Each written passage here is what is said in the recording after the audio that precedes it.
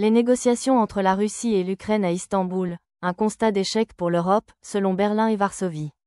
Les derniers pourparlers entre la Fédération de Russie et l'Ukraine, qui se sont tenus à Istanbul sous l'égide de la diplomatie turque, n'ont guère permis de faire avancer le processus de paix.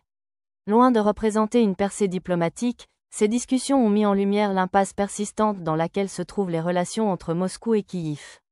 C'est dans ce contexte que le ministre allemand des Affaires étrangères, Johann Wadephul, a tenu une conférence de presse aux côtés de son homologue polonais, Radosław Sikorski, afin de faire le point sur la situation et d'appeler à une intensification de la pression internationale sur la Russie. Un dialogue de sourds. Ce que nous avons vécu à Istanbul est, à bien des égards, profondément désillusionnant, a déclaré Wadephul.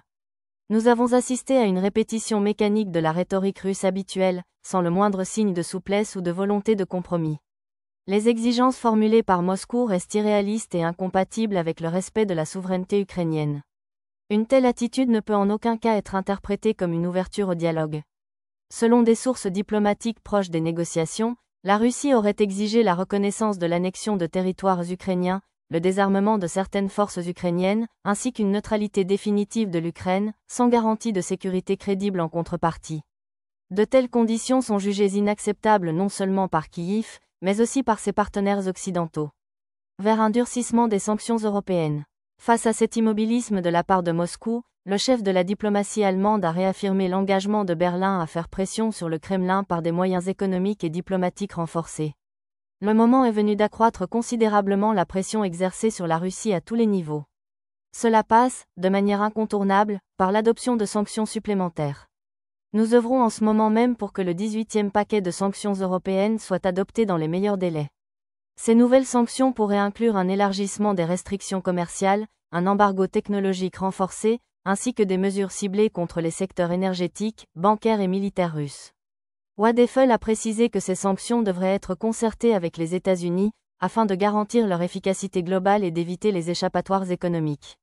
Un soutien militaire renouvelé à l'Ukraine. De son côté, le ministre polonais des Affaires étrangères, Radosław Sikorski, a exprimé sa profonde inquiétude face à l'attitude persistante de la Russie, qu'il a qualifiée de « duplicité stratégique ». La Russie parle de paix, mais ses actions prouvent le contraire. Elle utilise des tactiques dilatoires pour gagner du temps, tout en poursuivant et en intensifiant ses frappes sur les infrastructures civiles et les positions militaires ukrainiennes. Sikorski a souligné l'importance d'un soutien constant et résolu à l'égard de l'Ukraine, notamment à travers la fourniture continue d'équipements militaires. Dans le contexte actuel, marqué par la fin du programme d'aide militaire américain, il est d'autant plus crucial que l'Europe comble le vide et renforce ses livraisons d'armement. Cela inclut la fourniture de systèmes de défense aérienne, de munitions de précision et de véhicules blindés. Appel à l'unité euro-atlantique. Les deux ministres ont insisté sur la nécessité d'une réponse coordonnée et unifiée au sein de l'Union européenne et de l'OTAN. Ils ont mis en garde contre les risques de fatigue stratégique et de division politique parmi les alliés, que la Russie cherche selon eux à exploiter. Plus que jamais, l'unité transatlantique est la clé, a déclaré Wadephul. Toute faiblesse ou désunion serait perçue à Moscou comme une opportunité d'aggraver encore le conflit.